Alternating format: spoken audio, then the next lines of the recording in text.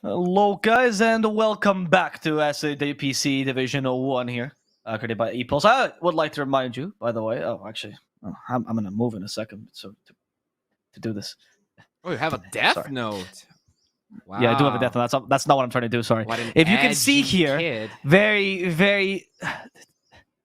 very small. It's a little name we just added. You're like, oh, what's this? What's this cyber score thing you just added here? Is it because you're fans of a website? And we are indeed fans of them. We're fans of them because they're helping us save SADPC. They're one of our new sponsors, Cyberscore. So if you're looking to check out any of the games, the live score updates, and actually a lot of information, I would recommend you go to Cyberscore. I was actually checking it out and dabbling it, and I was just going to shield no matter what. But genuinely, this website's super useful. It brings a lot of scores of every single live match that's happening in Dota. It brings you scores of like all the individual players, the play. Essentially, it's the Dota graphs that we see, but times 1,000, right? Very reminiscent of a lot of the other stat sites. So if you're interested in watching live match information, recommend you go to Cyberscore. You can also do the exclamation mark Cyberscore, and you will find it you will find the website linked thanks to our Epulze trusty bot. With that out of the way, let's go into the match, guys, as we talk about SG versus Infamous game number 2. I see your faces of confusion. I know this face of confusion, Bowie, comes from the fact that you were confused as to how SG lost game number 1. So let's go into game number 2, and I don't care, just follow with that. Yeah. Let's go into game number 2 and tell me what do you think SG should do different in game 2 to make this an easier game for them. I really feel like they played a good game. Like LTH was a beast. I think he set up a lot of kills early on. I think the Mirana definitely played really well. Burna, like I know we like kind of harped on Frank a lot, but I would even argue Burna played worst out of Frank. He fed first blood. Okay. I like he rushed a heart that I don't really think did a lot. He went Shadowblade Orchid, which I also felt like very little impact. Overall, I just feel like he really struggled to translate all of that network that he had was not really being put into use. And sure, maybe Frank kind of going ham was a part of that. They were never actually fighting together, and that's kind of a team thing. But they played the early game really well. They could have won that game easily. So I really feel like if they don't tilt, which is really hard after a game like that, we could see them taking game 2 or even the whole series. It was just not the greatest draft, honestly. So it's even surprising that they got to that point. I feel bad for the supports, LTH and Bish. I think they played so well. Do you think they played well? Yeah, I think they played so well that game. They did everything they could from the laning phase till I felt like the first rotation, the first catapult wave, they made the rotation to meet the Mirana went there first. He went there to place a ward. The moment the Concourse level 6, the X Mark, Ship, Torrent, Arrow, they got a kill, and the other team came in with a Doom Grimstroke, but everybody died.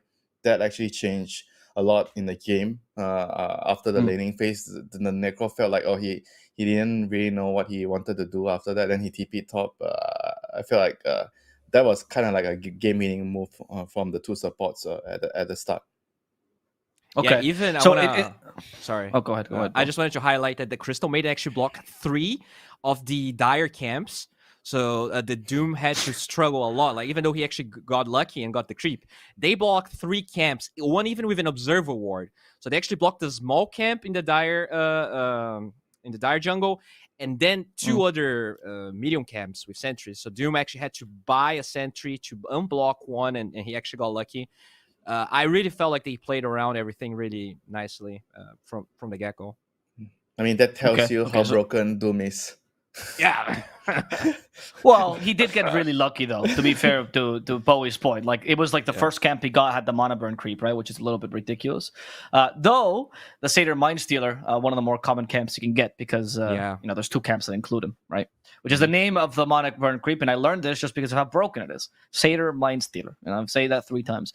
Anyway, I wanted to ask you, Winter, with your competitive knowledge, when you've been in these situations, everyone talks about like how to reset, just reset, forget about the match. That's like the lingo.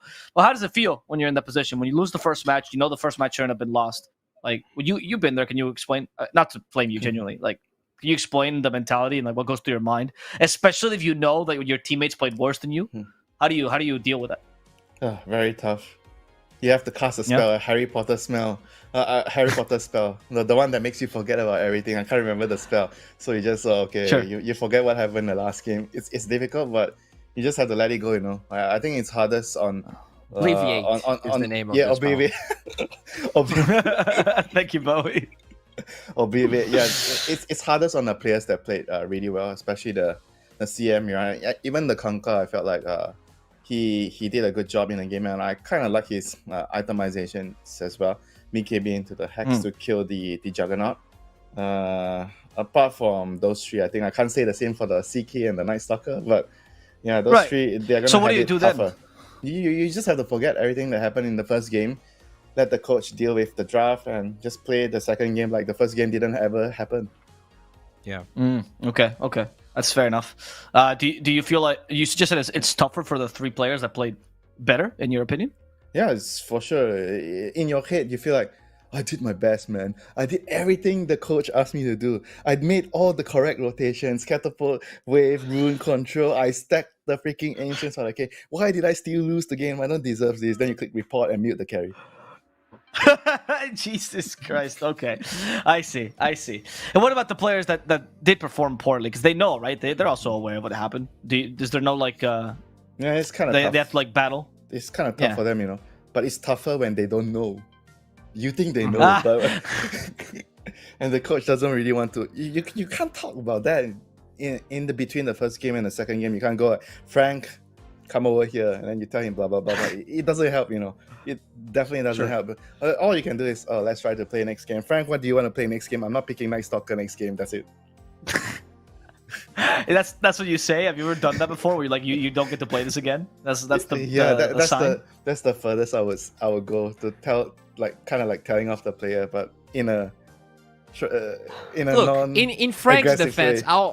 I want to play devil's advocate here. He actually killed Judd like 2 or 3 times, which is what he's supposed to do. Obviously, it's not like he did anything out of his expectations, but he actually had a lot of really good plays on the Night Stalker. But the few the ones that he didn't really do well, kind of trashed that game, and that's what happens with Dota. When you have a lot of network on your hero, suddenly there's a lot of expectations, there's a lot of responsibilities on how you use that network, how you use those cooldowns. And he's a bit too reckless to be a high net worth hero. That guy. Maybe. Maybe. The last hero you will put on that guy is Alchemist. That is the last hero you will put on him. If it's offlane Alchemist, he's giving the network away, Winter. Come on. Yeah, it's perfect. That's perfect, right? That's what you need, right? You're like spreading the wealth. I'm literally seeing Winter. Remember, I bet you Winter right now is thinking of someone specific he has in mind that reminded me of Frank so much, and he's getting this PTSD of this exact same person. No, not at all. No. You've never played with Frank? Okay. Maybe a bit similar, but not entirely the same kind of play style. Like obviously he's a very aggressive player. A lot of the C offlaners are crazy. They see you, they dive you. No BKB on, no problem, bro. I'm just going in. I got my team to back me up. Cuckoo is one of those players. But you have to go in with your team, not alone. Okay. Yeah. Well, that was I wasn't expecting him to name any names, but there he went. Bowie. And your defense of Frank, can you give me a defense of Berna, or do you feel like that there's no defense there? I mean, I think that is definitely an ongoing problem. I noticed even in the games that they won, the first series, because they only played 2, he definitely had the habit of dying where he wasn't supposed to be. He also fed first blood in that game. He farms really well. I think he plays the lane really well. They definitely shut down the Beastmaster quite a bit. Unfortunately, for Oscar, he didn't have the luxury of his team just creating space for him like Frank had the luxury. So he kind of played from behind the whole time, which made their comeback even more commendable for Infamous. So, I mean, apparently they're just going to give Berna the CK again. I think he plays the lane really well, but they really struggle, and that's an ongoing problem with SG. Even though they changed 3 players, that they just struggle to play from ahead. They struggle to hold their advantage and close out games. I think they did a better job than SG from Tour 1. But still, there's a learning curve there. I think KXY came a long way, though. He really was solid in this game 1. I mean, adding to that point, I feel like You said that Burner is really good at hitting creeps. So I think that's probably on my list as a carry. That's not even a top 3 thing to be good at right now. As a carry, you have to understand. I feel like laning phase is one. Then after the laning phase, you have to understand the macro game, what you need to do, where you need to go, who do you need to help. In the game, it's usually your offlaner. Let's continue this discussion in the draft, by the way. Sorry, go ahead, Winter. The draft. Keep going, Winter. Yeah. Oh yeah. Exactly. So after the laning phase, you have to understand where you need to rotate, who you need to rotate with, and when to give your support some space to farm. And itemization is the third thing. Those 3 things I feel like are actually way more important than farming fast. Sure. I would agree. I would agree with that. I think a lot of the carries that we quote unquote say that they're farming fast, like I think Ictor is a very good example, right? Even though he's known for his crazy net worth, it's just a simplification of how well he plays the macro game, which is actually his strength, right? Not actually, I kick creeps really fast and I ought to be efficient with my farming routes. Because like you're supposed to be doing all of those things you said to even be able to farm really fast, right? Or else you probably just like dying or not really accomplishing what you're supposed to. But one thing worth mentioning in this draft, they totally ignored the Doom Beastmaster. They actually went for this Underlord Monkey King despite the similar opening from SG. That's pretty interesting. We're going to beat you with something totally different. We can beat you with anything. That's what they're saying. Very, very sassy, Winter. I see. Okay. What are the strengths then of this Monkey King Underlord starter? You like it as much as the Beastmaster Doom? No, obviously not. I mean, Underlord. Well, okay, well that was easy. All right, move on. Bowie. Underlord is definitely good against CK. I'll give you that. It's kind of like a counter. You can the aura plus you can kill the illusions quickly in the team fights and the laning phase as well. I'm not sure about Monkey Kings. Probably a flex pick to try to jabate the enemy into picking a counter, like Bad Rider. Yeah, the Monkey King versus CK matchup as a carry doesn't. It depends a lot on how well Monkey King can position himself. It could be a double-edged sword sometimes. I think this is gonna be a Monkey 4. I think they're actually this is not something we see very often, but they're constantly drafting the off lane they want from the get-go. They did that in all of the other 3 games they played. So especially the Bat Rider being picked and CK already being there, I don't feel like this Monkey King is gonna be. But I feel like if you do that, you kind of want to pick the strongest heroes from the meta right away. And not if you want to make a point, Winter. Not if you want to actually totally demoralize your opponent. There you go. Yeah, look, SG agrees with you. I will say though, Bowie, what's the strength of demoralizing your opponent when you don't ever play them again in the league? Is it just like a Dota sadism thing? Well, I mean, Parker did play for SG, right? So he kinda gave up. But on them. He left. Yes, he left. He left. So now he wants very to voluntarily, very violently as well. He's like, yeah, I actually put you here, and I'm gonna put you back down to Division 2. I mean, I'm joking here. But you're right. Though, actually, you know, Parker. The history is he's very young, right? So he's in history class. He was learning about the scorched earth policy, and he thought that was a thing that people still do. So that's his path to the Dota scene. He's done this for Infinity. He's done this with SG. Every time he beats a team, he insults them on pubs, which is his technique. Oh, the guy's a character, man. It's fun. Yeah, it's definitely a very young, really good carry, by the way. But with this hoodwink, maybe the Monkey King teammates is actually going to be a carry. That's interesting. Okay. I mean, Parker is known for I just play whatever I feel like, right? And doesn't really matter what you want to pick. True. They did ban a lot of his carries, so maybe he just wanted to pick one early, afraid of more being removed. Sure. What do you think of the hoodwink here? I don't think it's necessarily a great pairing with the Underlord, but I mean, I actually dislike it. I mean, Hoodwink is very player based. Like if it's a support position 5 or 4, it's a very player based hero. I don't think it's Michael's like best hero. Like he picked it into Clock though, right? Oh no, Clock was picked after. Sorry. Okay. I mean, Hoodwink is like the player has to be very. It's for me. I feel like the hero can do a lot in the game, but it depends entirely on the player. It's a very hero specialty, player specialty hero. You need to play the hero a lot, spam the hero a lot, and understand how to use his spells, and what you need to do in the game. They go for the Spango, which I'm assuming is going to be Alone's hero. But And this that's a Jakiro very odd... as well. What do you mean by Jakiro?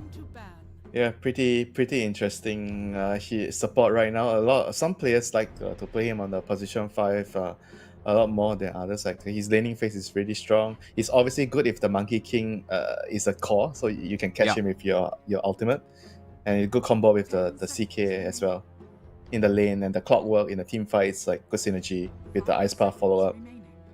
I honestly wouldn't mind an offlane Jakiro. I really feel like that. Like if you actually get farm on core Jakiro against Monkey King, it's really strong. You get farm on Jakiro, period, even as a support, you feel so good. Yeah. Because they would have to less pick their offlaner here, right? If that's... Let's see what they do. But I don't mind. I think core Jakiro still underrated after all the nerfs. You know, it was kind of popular during the beginning of Tour 2, end of Tour 1. Still kind of underrated. The Shard, setting up the Ice Path, pretty good. I mean, he's a Jakiro, you know. Like he has a lot of I feel like weaknesses. I mean, the turn rate is one thing, then the slow move speed. That's the but you have part two I heads, Winter. Two heads. What's the last pick here for Infamous? Because you guys spoke about the Jakiro so much, we've missed Void Spirit. What do you think the Monkey King is going to go, and more importantly, what can they pick as a result? I mean, I guess they're gonna let's pick a 5 if this is carry Monkey King. But they have overall aspects, so they really can do a lot. I'm very surprised by this Void Spirit against Underlord, you know, especially with the Atos build and everything. No saves on SG. I kind of feel they should just pick like a good carry matchup, like a TB against CK. I mean, it is against Bat Rider. Because the lane. I mean, Bat Rider is probably not gonna go off lane. I feel. I don't think Bat Rider is an off lane hero, to be honest. Then who goes off lane then? He needs to go mid. Then Jakiro. Oh, sorry. Yeah, that's a Void Spirit. I forgot about the Void Spirit. Yeah, exactly. Yeah. He's off lane, Winter.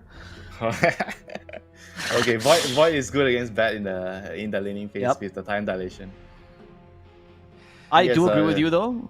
It's weird that they put Bat Rider offlane. It's very weird. Yeah. More weird. At least the he's Void not Spirit playing Night against Stalker. Underlord. I mean, you have to fight as Bat. You're not gonna farm so much anyway. So It's a very similar hero. You go over trees. You have Blink Dagger eventually. And then you buy Travel first, right? You go greedy. Oh no. I really gonna give this draft to Infamous. I feel like I just dislike this. Sorry. If you want to explain that, or you just want to leave it as that. I mean, you pick Void Spirit into Underlord. I feel like that is like as a last pick. That seems really tough to the Void Spirit, in my opinion. You don't want to go 4-step on that hero. You don't want to rush BKB either. Then you're going to be playing against this Monkey King, so it's really easy for him to set up the Boundless into the W of the Underlord. Then you're playing offlane Bat Rider versus Faceless Void. That's like one of the easiest counters to that hero. And they have a fair amount of damage inside the Chrono because of the Pangolier Blink Dagger eventually and the Underlord Q. It just feels like a really hard game. I don't see a single hero that has a good matchup on SG. Winter, do you have any glimmers of hope to give me?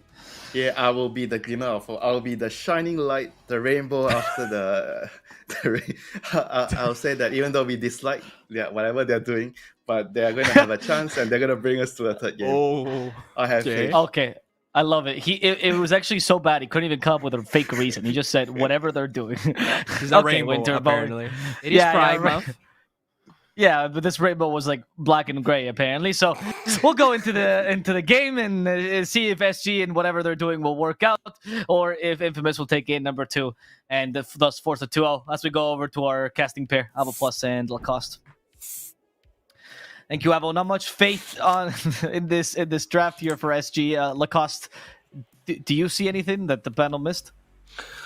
Some of these South American games can go pretty wild.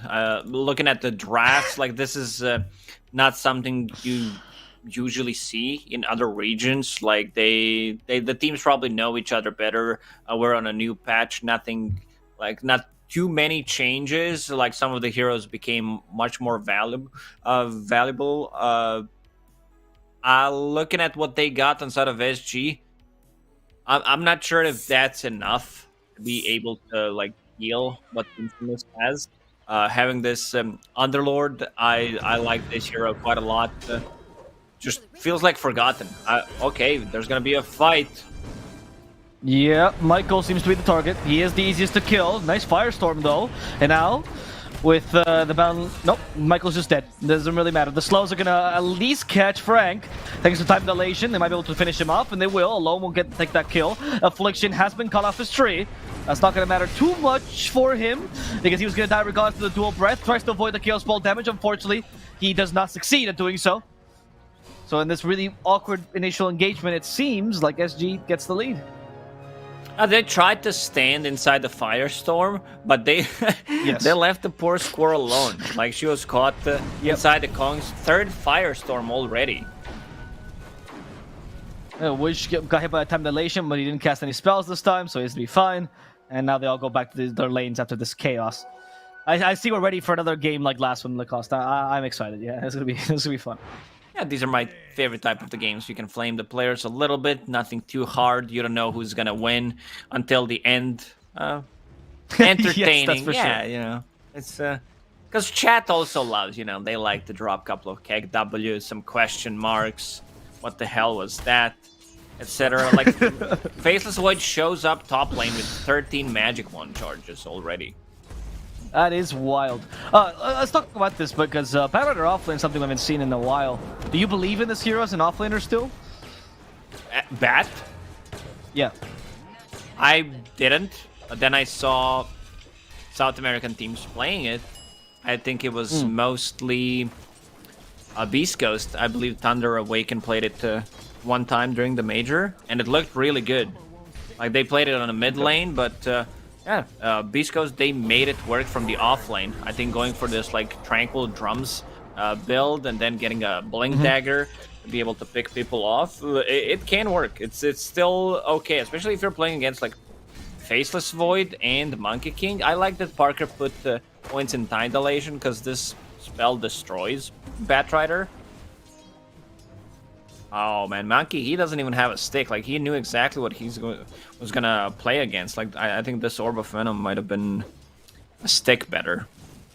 Could have been. Yeah. Yeah, there isn't much use to the Orb of Venom because you're not gonna, slow the clockwork either, right? No, I mean, kill you. Sure, if they like talk about time dilation plus Orb of Venom in the lane where they like try to get a kill. I don't know if they can get kills in this lane. Maybe if SG overextends, if they try to play aggressive. Okay, big kill bottom. Yeah, the overextension comes from there. As Witch is also being chased down by Michael. Michael has the worst BAT in the game, so I have to let Witch go, especially with Liquid Fire. I was not expecting the kill to happen bottom, to be honest, especially not in the CK. I would guess the lane is pretty strong, right? Jakiro CK? It is. I was watching the top lane mostly. I guess Underlord's a strong laner. If he's off to a good start, if Michael is like using his abilities to zone CK and keep him in the Firestorm, it's really, really good. Like, this two heroes work so well together because Underlord, like, he doesn't want to put points in the Pit of Malice early on, so having Bushwhack to keep him inside is really strong. What do you think the build for Oscar is going to be for this lane? Because I've seen some Underlords actually maxing Aura again. Oh yeah, yeah, man, maxing Aura allows you to be on top of the network, something that Amar does. As top lane, we do see LTH dying here, so the kill finally happened for Infamous. Time dilation will over Venom worked out. Still no stick for Affliction. He has one queued up, just doesn't have enough gold. Oh, okay. To go back to Oscar, sense. max out the Atrophy Aura, Power Treads, Soul Ring, Rod of Atos, BKB. That's your build. Okay. So you're a believer in the Amar build of the semi-carry Underlord? Oh yeah. Maybe start thinking about getting the Lotus Orb. Great against Jakiro, Bat, CK. Like even Void Spirit is okay once he gets to his Aghanim's timing. Yeah, I like that. As we did see a kill on the squirrel, but that was Jakiro chasing her down with a dual breath. Jakiro still a very strong laner. The point that the panel went. In mid lane, Void Spirit versus Pango. Who's supposed to win this matchup? Actually, according to you, Lacoste. I'd say like Pango. Wait, top. 55, 45. Affliction will die first. There we go. In my opinion. Why so? Just has a little bit more kill threat. Maybe I would say more in the previous patch because Pango did get nerfed. Both of the heroes have like damage reduction. You have shield crash and you have resonant pulse. So gotta be careful how you use it. I give slight advantage to Pango. Okay. Still.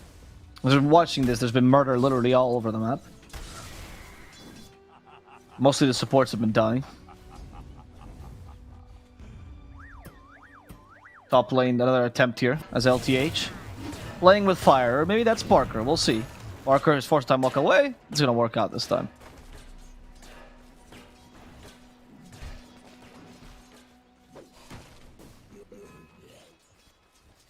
Affliction will pull, actually, okay. Interesting, Clocker doesn't stop us at all. LTH blocks the wrong camp and you pull off the better camp anyway. But the skeletons did get spawned, unfortunately. Another initiation, potentially. LTH is the target. They actually use that Primal Spring to slow down Frank. Not enough damage to actually kill him, especially with the Time Walk build on the Void. Not the ideal build, right, Lacoste, but you kind of have to do this for the lane, just to survive. It's good. It's okay. He also put another point in the Time Walk. It's all about having the lower cooldown to try to survive. One cool trick you can do also when you're playing near the big camp, Dark Troll Summoner camp. You go near them and they summon skeletons. You get free magic 1 charge. Oh, that's a good point. I did not know that. Oh, you have to hit the summoner? No, you don't have to do anything. You're just there existing, and it gives you free magic wand. All right, that's Dark Troll Summoner really eager to attack you, summon his army. Jakiro is once again chasing after Michael. Alone though is nearby. They scan this, so Wish is not gonna commit too much this time.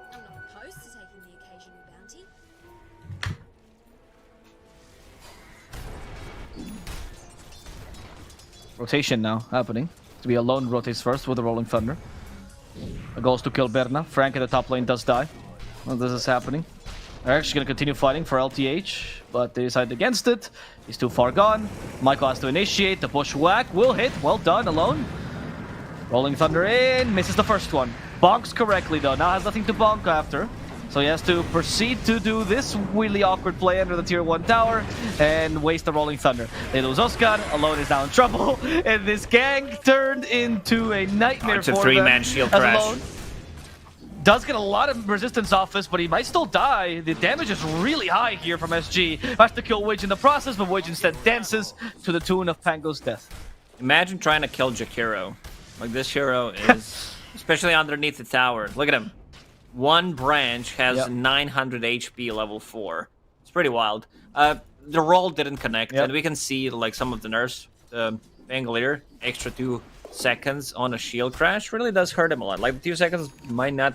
Sometimes, like even I, after been playing Dota for 18 years, I read the patch and I'm like, yeah, 2 seconds, that's okay. I might be a bit biased because I love Pango, but it really is a lot. Yeah. Most people would say he's bad now. Lacoste needs some buffs. Yeah, definitely. Like 3 or 4 buffs. Give him back the silence. Give him back the silence on his lucky shot. I like that. I like that idea. I also feel like the when you gank Pango early, the amount of space between the tower and the wall is actually kind of a trap because it's much more than you imagine, and you take forever to do the bonk. Again, the trap is not as easy as it seems. Also, playing into Clockwork can be tricky for Pango. Like, Pango does... Never mind, I'll hold that thought. Top lane, Underlord coming in. Yeah. Yeah, with a Fiend's Gate, they have sustained damage, you could call it, but a lot of slows, and that's going to work out for them. Even alone rotates just to secure the skill. It's going to go the way of Affliction, though. And Oscar will not be taking the Fiend's Gate back because he put it in an awkward spot. He might just let the tower bottom fall, though. A lot of push. Michael is the one in trouble. He's forced to TP now. Oscar, can he save the squirrel in time? He won't. Has no Pit of Malice either to keep Berna in place. Affliction does come down. They couldn't cancel his TP in time. Instead, they might find a lone. We don't have hookshot, though. So that's not going to happen. A lot of rotation.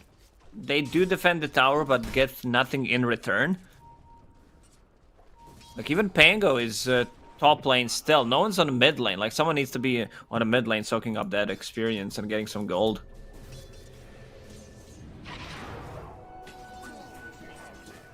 And they said to put... so Michael's the one for Infamous. Nobody on SG. Alone. The target. We don't have Swashbuckle, though. 4 more seconds. Has to roll. He's stuck in the cogs. But it's Clockwork who gets pushed out of zone cogs. We still have the Swashbuckle. Clockwork might just die for this, but the Bushwhack catches Faker. No more stuns left. Better joining as well. Faker could still counter-initiate this. There's the Flame Brick used here by Frank. The lasso onto Alone. Did get a little bit of shield crash resistance, but it's not going to be sufficient. And Frank will be able to Firefly himself to safety. The one who might not be as safe, though, is Faker, who now turns into a pig, can't use any spells, finally got enough mana to get the Astral Step off, and that will save his life. SG, once again, similar to Game 1, just being much more aggressive and making the right rotations. Infamous, they look a little bit disconnected. Like, you have Monkey and Hoodwink, like you would want Hoodwink to be level 6, potentially pre-minute 10, and Hoodwink getting caught again. Hoodwink is the easiest target to kill, kind of weak against Spirits and Batrider, right? Which was Bowie was a little bit questioned. Yeah, also it's kind of easy Clockwork to can scout things out. Yeah. You can use Sharpshooter to get out of the cogs, but you also need damage to be able to kill people. Some pressure off from Oscar, so he's going to be the one getting some farm in terms of CS 54, sitting in the middle of the pack. I do see Monkey King perhaps being the target, but I continue farming instead. Michael, Bushhook in the ready, but these 3 guys, they have enough damage. They have Sharpshooter as well. CK seems like a hard target. Jakiro, as we mentioned earlier, also quite tanky. Yeah, I don't know if they're killing CK, especially when Armlet is done, and also having the Phantasm.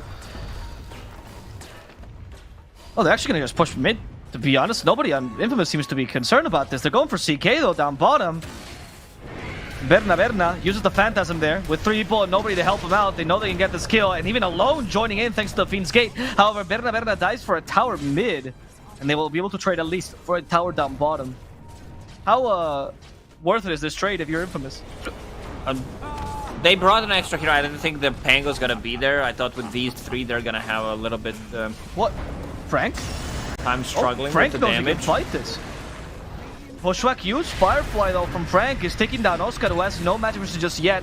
He lays down the Firestorm plus the Pit of Malice. That's not going to be sufficient, and all of SG are here. The tower just fell, but they do get some counter kills as a result. I'm getting the same vibes from the previous game. Like, Infamous is just not ready to punch back. They got the kill, they got the tower, but they're losing in terms of like what they get in trade. KXY is getting pretty huge. Like, he's level 10. He does have Witchblade going into Aghanim Scepter next. I like that a lot. So the 2 supports are going to have a really hard time. Like, even Faceless Void, I see that he has Frank. Yasha queued up. Okay. Oh, yeah, and Frank has Death queued up, apparently, as Farker will take him down. Maybe he's thinking I need to be able to dispel the silence, already thinking that Void Spirit's gonna go for that. Like, against the BKB, like, still, like, BKB, you know, it feels like you don't need to buy it. We'll see what he decides to go for, but might need, like, both of these items. Might need the Manta and the BKB. I mean, you were talking about the strength of this spell earlier with Lotus Orb, right? So maybe, you know, he's also thinking I'll dispel exactly. Macropyre. If someone can make a Lotus Orb for him, that'd be pretty great. I think Hoodwink can be the one. But Hoodwink's not having a good game. Hoodwink's the lowest net worth hero in the game right now. Like, we haven't seen Sharpshooter, we haven't seen, like, good Bushwhacks. It can be easier later on, because they have great setup. You need Pit of Malice to be maxed out and Road of Athos, and then you can pretty much kill anyone. Like, it's so much root, it's so much control. Do you think that Underlord could build into it instead? Lotus you mentioned Orb? that earlier with yes, Lotus Orb. But maybe after BKB. Yeah, that's what I said. Like, Lotus BKB is kind of a must-have on the hero, otherwise you can't deal damage, because you get, like, cogs, you get slowed down by one spell from Jakiro, you're like, Can't move at all. Sure. And when we talk about Hoodwink, is one of the issues he has this game... Oh, wait. They're going for Frank. Diffusal Blade's up. And that's the perch being used. Bushwhack plus the Rolling Thunder. They don't want to destroy the tree. Good Pit of Malice as well. And Frank is dead. Good bounce. Chain Stunning is alone. good. Even though he bounced him back on top with the Firefly, it's still okay. Players did get better overall at understanding how to play. Against Pango, they get close to the edge, you get bounced on the top. There's still tier 1 tower top that is being pinged out. Full HP. Literally full HP. 15 HP missing. Yeah, that feels pretty bad. Especially now you're going to be losing LTH in the process. Maelstrom hurts a lot. LTH is down. Did it feel to you like Hoodwink had no hunting partner, or does Underlord fulfill that role this game? Because you talk about no sharpshooter existing. They don't have that setup, right? It's not like you have, I don't know, Dragonite Sanking type of a hero that can go in and just stun. So it might be a bit more difficult. 3 points in Boundless. It's going to get easier over the time with having a Chronosphere up available. Michael has Lens queued up. It's kind of a standard Hoodwink item, but since you're playing against so much vision from like Batrider, Clockwork that can scout you out, even Void Spirit, I feel just going for Lotus Orb first item, because you need mana, like you need mana boots, and then try to disassemble and get it, because it's a pretty big item. There's the balance strike you were talking about. They stop the Batrider from kidnapping Oscar, as Frank will die as a result here. A little bit cocky, and this time he's not a Night Stalker. It's easy to kill him. Yeah, Frank seems like he didn't reset from what happened in the previous game. Nope, and neither did LTH apparently. Oh, maybe LTH reset and they're like, oh, I'll go with you, Frank, and die with you.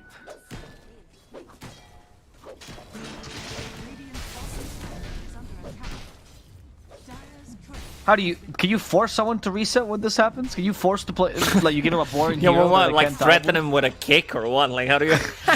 how do you force someone? Like, oh, you have 3 minutes. You gotta become more PMA and... I don't know. You know, you pick him DK or something, you know, you don't let them, like, dive like crazy with Night Stalker or Batrider. That's what I mean. I think it's very... I saw this in a... Very player-based. Like, it's about how mentally strong you are, and you definitely need to have that in yourself to be able to be a great Dota player. Oh, you think it's a personal thing as well? Like, I mean, you also need to have someone to lift you up. If you're talking about, I don't know, like OG mentality, like no one's gonna be down from that team when they lose. Whether new or old OG we're talking about, doesn't matter, because they have the coaches, they have the same psychologists working with them. Yeah. They were the first Dota esports team to have a sports psychologist, right? Yes, I believe so. One of their things. Oh, Faker. Once again, Faker though, pretty on point. Avoids a gank, actually tanks the smoke to a degree. LTH will be the second one to try to avoid this gank. He also has a TP. LTH though knows there's a Monkey King. Now he sees the jump, he's capable of TPing away, and he's safe. Bottom lane, Parker does use a Chrono. That's going to be just for Frank, and this is the strength of the Underlord. You can be anywhere, everywhere, all at once. Void Spirit needs to... Like, he was super active, he's involved in 8 out of 13 kills, but he kind of stopped. I think he was trying to farm up his Aghanim Scepter, and Berna, this time around, not risking anything. He's playing into Underlord, so and also Pango, so he needs an earlier BKB. I think once they have BKB and Aghanim Scepter, that's their smoke timing.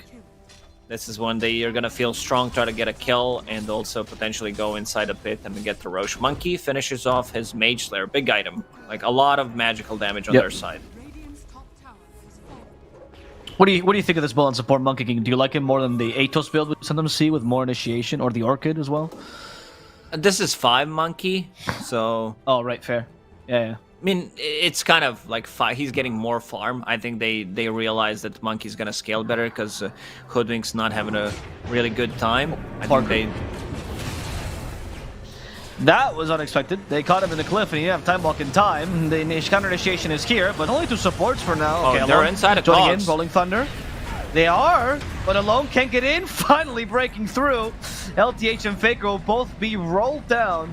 And a poor Jakiro. Slow, lumbering, push to the high ground. Actually, Pango helping him out. Pango now being kidnapped. CK helping out too. Alone, pummeled to death. Oscar in trouble. Ice Path misses. But we do still have the slow from the Flame Break. Sorry, from the Napalm and the Reality Rift to bring him down. Well done, actually. Good counter initiation there from SG. Buyback from Clockwork.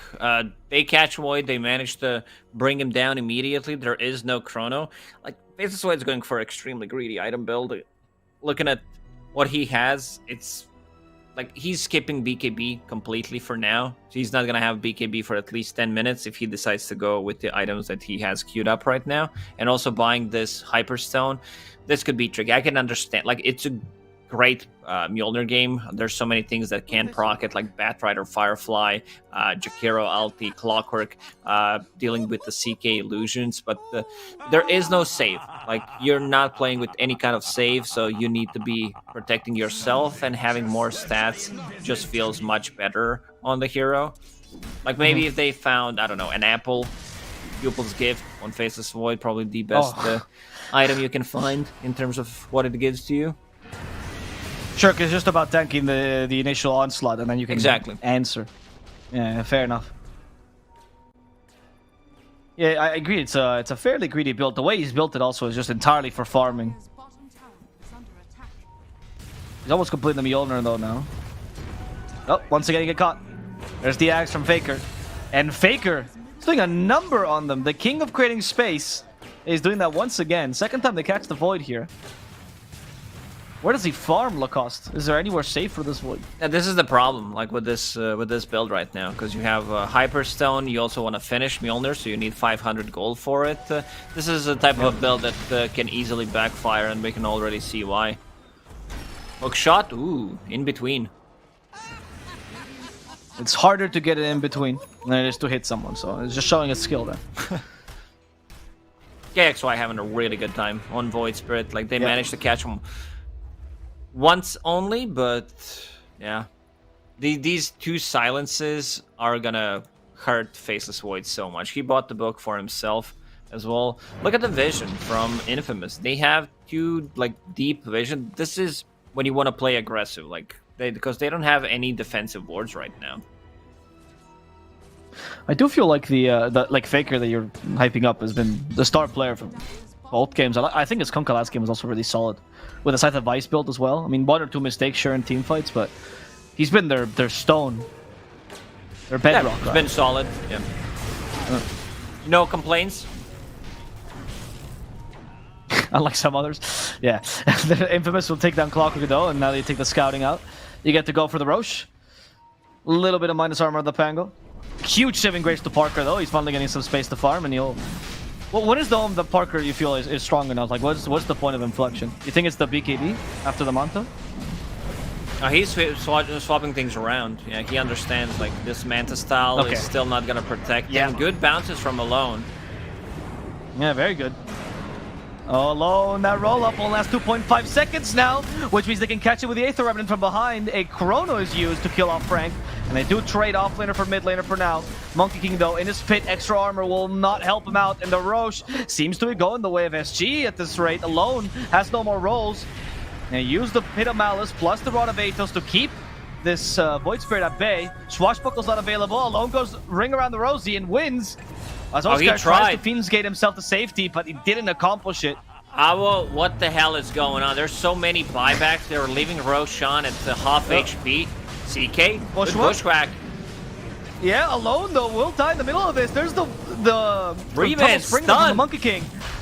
He got a 3-man stun, but Monkey King's been left alone. There's no follow-up either. There's the Void coming in. Another Bushwhack that's pretty good. And Void gets the Aegis, but the Roshan is taken by SG. Ooh, Parker's capable of healing up towards the end. He's a bit too strong. They don't want to fight against Aegis. They'll get LTH for sure. Can they also find a last Bushwhack against Frank? They realize Frank's actually hunting them. The hunter becomes the hunted here with a Bushwhack. That's successful. They cut down the tree. They know where Axel is. He's going to go down. Now Macropire saved for this Void, who has to time walk himself to safety. Has no dispel though. They catch Michael as well. Oscar, this fight lasted so long. He's back alive. Didn't buy back for this. It's just a really long fight. Berna once again with his classic Shadow Blade chasing after the Void, but this fight's over. Please. It's done. Let it go. Man, I like Pango decides to go for position 5, uses the whole Rolling Thunder duration, tries to get him, and Oh, Scott.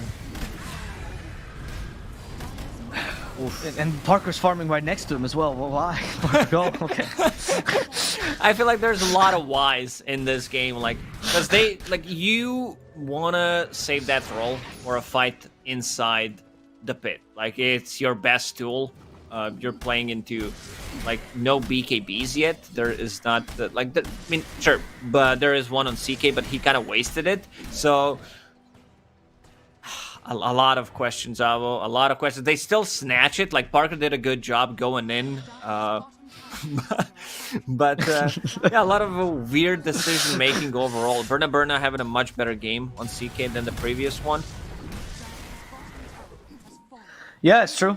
I just feel like the communication for this fight. Like, can you imagine, you know, Void goes, I'm going in, I corner the Batrider.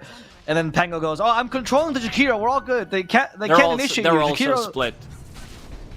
Yeah, exactly. There's a silence hook shot into another silence. Just not tanky enough. Yep. That BKB cannot come soon enough.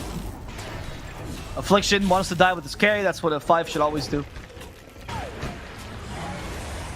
Oh no, they caught the Hoodwink as well. Ice Path around the Rift, tendering him back. 4-second stun. Hoodwink to the grave. They don't have the items. Like, they don't have BKB on Faceless Void. They don't have BKB on Underlord. I don't think this game's throwable. I don't think they can do it. Yeah, I don't think so either. I was about to ask you actually this exact question, but Berna doesn't want to. And Faker's having a great game this time. So is Berna. They bring down one, and it's Oscar. This might be it. It might be like one more fight, and they go and take another set of barracks, and they feel like they should call it. KXY is pinging his positioning. There is Chrono, but he wants to initiate. Look at him go. He wants Faceless Void. Sentry plays down. He's still out of range, barely out of range, and goes in. That's alone dead again. Even not needing to dissimulate. We do have a Chrono, but not going to use it on the Clockwork for sure. LTH actually forced us himself to safety though, as Jakiro tries to TP in the enemy high ground. That's not going to work out. So at least they got a 5 out of that. They got something. They lost the barracks. They need a big, they need like gigantic Chrono into Wukong's command and Firestorm on top of that. Otherwise, they're in a really tough spot. Frank has been BKB on Void for that. Yeah, Frank has been, you know, not so aggressive in the last couple of minutes. Like, we did not see him die. He had a couple of rough deaths as well this game. But looking for an opening. Rest of the team not close. Control. He's pinging it out.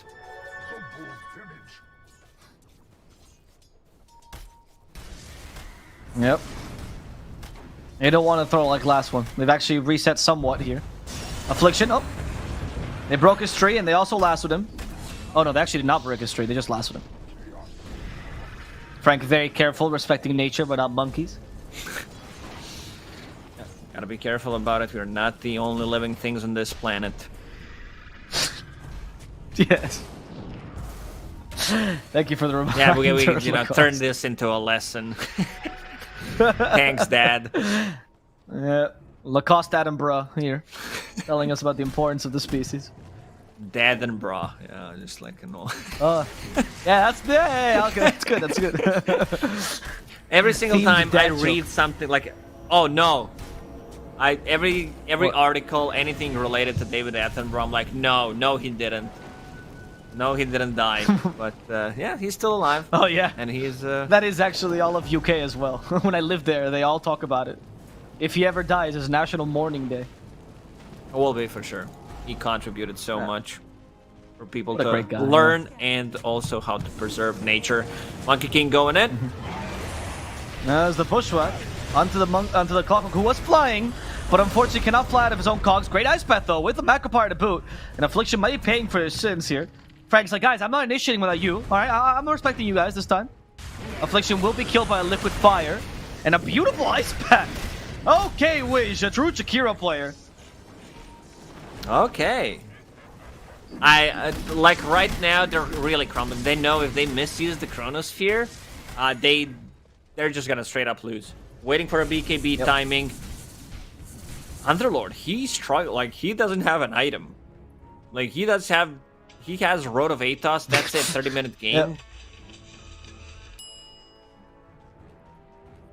It doesn't feel like what Underlord is built for, right? Usually, actually, he's known for being such a great farmer. Pushes like really dangerous farm as well. Can just get out He's with less things. farmed than Jakiro at the moment. Jakiro, no. 4-staff, lens, and the shard. Love that lens on Jakiro, actually. I'm starting to see it more on support Jakiros for becoming a bit greedier. I actually think it's a fantastic item. It's great for setting things up. Having extra attack range talent and the cast range from lens, you can stay very far away from the fight. Yeah, I've noticed a lot of Jakiros these days. Like before, support Jakiros would obviously go for spell up because they thought, why attack range? But people are starting to see the value in this talent. And I agree, it's kind of broken.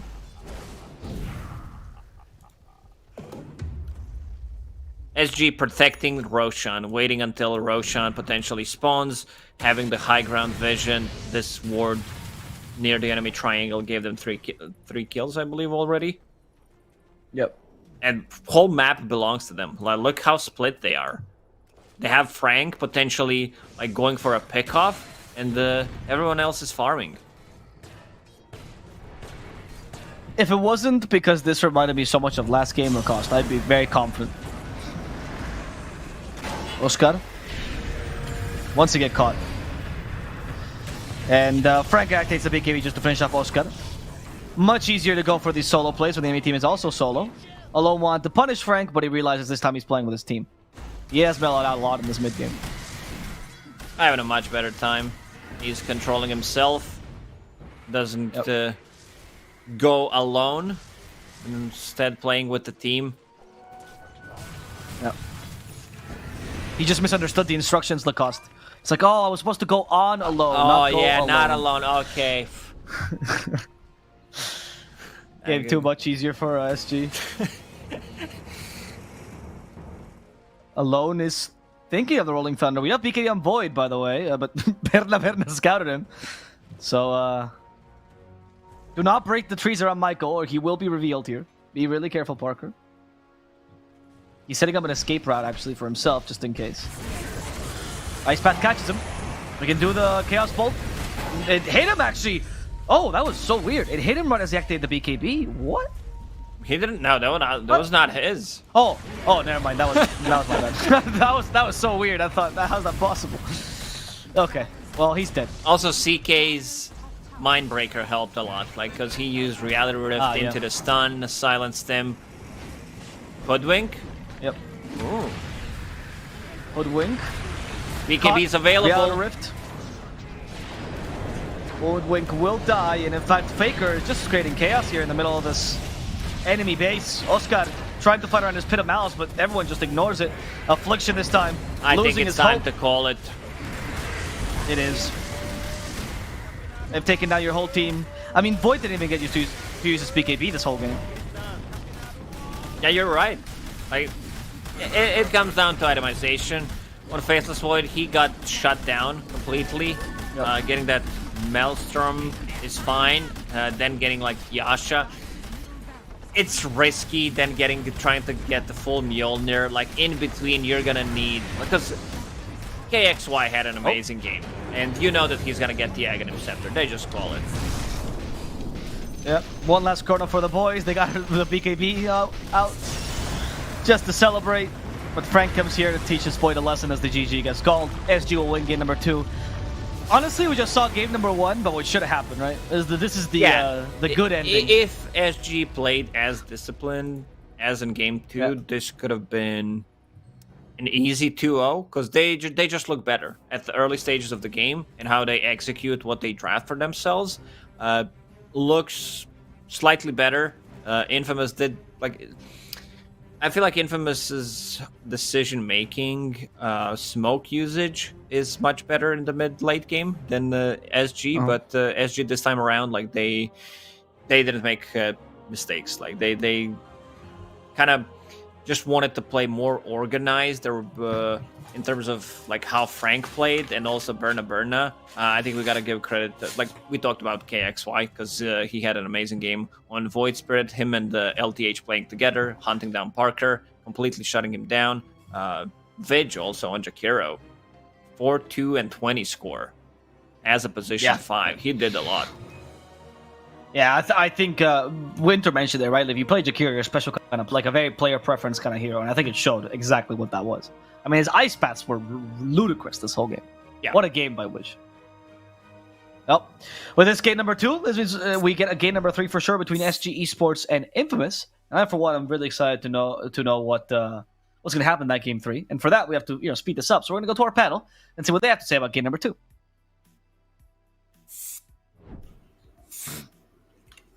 Hello, panel. I see you're ready. So, as you guys know, as a proper host, I write a lot of notes between my games about what you guys say, because you guys are the experts, right? Me. So it says here that you guys said whatever this draft is when referring to SG-Esports draft. Yeah. I also heard there's no way Infamous is losing this. I don't know what they did in their draft. That was from you, Bowie. I just have my question is as you unmute yourself, Bowie. My question is what happened? Well, you have a really good Faceless Void game. I was ready to praise the hell out of Parker for his build, because we usually say that Parker is a farming guy. He had 4 points in time dilation, 1 point in bash. Okay, I was like, wow, this is really good. It counters the Void Spirits, really good versus Batrider. Then he goes Maelstrom, Yasha, Hyperstone, dies 3 times, and the game's over. I feel like they were in position to win this game. The game was 1 key lead for SG or something like that, and then he just got found out 3 times in a row. Not like Parker at all. Pretty unusual. Okay, so Bowie's take is he's not wrong. It's Parker's fault. What's Winter? What's your take? Actually, you went for SG, Winter, so I guess you were right. It's not Frank's fault this time. Sometimes he was. Sometimes he was. No, okay, don't need. It was a good game by Frank. Tell me about the Jakiro though, huh? What a game by Widge though. Yeah, I mean, I feel like looking at the heroes, I didn't get to mention. Actually, I felt like the 5 heroes that they picked had a lot more synergy than what Infamous had. Like, it's really? It's very clump. No, dude, look at their heroes. They have like some Monkey King support with Hoodwink and. No, I believe you. It's just hindsight, It's interesting how you forgot to mention this before the draft, but after they won, it's because I was trying to figure out how I'm supposed to side them, even though I didn't really wanted to, but it worked out. The heroes have a lot more. It was just easier to play. I didn't like the Batrider offlane because I felt like Batrider isn't kind of like an offlane hero anymore. He's more suited in the mid lane. I think most of the offlane players they don't really want to play the hero on the offlane role anymore because his laning phase is not that great. I mean, this game he got countered. He got kind of countered in the lane with the time dilation, but later in the game, I felt like he was still effective. He did his job. He didn't go for the boots of travel. He went for the drums and into the boots of bearing blink. So he didn't go for a very greedy build. He went for a more team build, and it worked out. He was playing a lot with the clock, the Jakiro. You mentioned the Jakiro looked good, but it was also because he had heroes to play with. It allowed him to shine. Mm-hmm. Also, since you're talking about, I just wanted to say that because he mentioned the Batrider, I felt that they kind of overused Chronosphere on Frank. I feel like there was at least 2 or 3 Chronos where not only they used Chrono on the Batrider, but they actually teleported with the Underlord to get those kills. So imagine if some of those Chronos were used on the Void Spirit instead of Frank. I felt like they were beating a dead horse, kind of that bad, I guess. And he had 7 or 8 deaths very early, which is expected since his lane was not good and they were like targeting him quite a bit. But that allowed KXY to kind of get away with not going either use Force or BKB and still not care about the Pit of Malice and most of what the kill potential they had.